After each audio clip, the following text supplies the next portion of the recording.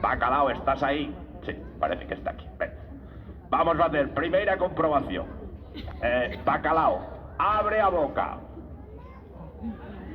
Muy bien. Vamos a ver si ten dentes de bacalao, porque os peixes teñen dentes, A ver, ¿dónde está a boca? ¿Dónde? Bacalao, ¿dónde está esa boca? Ah, en este lado, vale. Uy, ciertamente esto de aquí son dentes de bacalao. Sí. A ver, los dentes de arriba, bacalao. Ciertamente esto de aquí son dentes de arriba de bacalao. Y ahora, bacalao, pecha boca. Vamos a ver o nariz. Claramente nariz de bacalao. Bacalao, abre a boca. Y a ver aquella cheira o aliento a bacalao. Esto es un bacalao, ¿verdad que sí?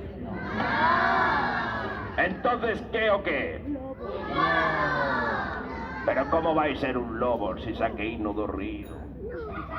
A ver, vamos a hacer a última comprobación. Bacalao, pollos de bacalao, orellas de bacalao, pelo de vaca. ¿Os bacalaos teñen pelo? ¿Seguro que no?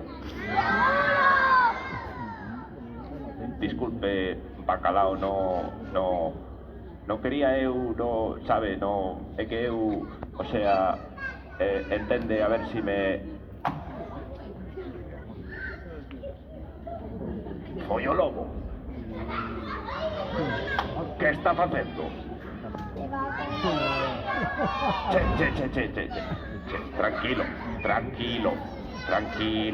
tranquilo, bacalao lobo, tranquilo. Tranquilo. ¡Ay!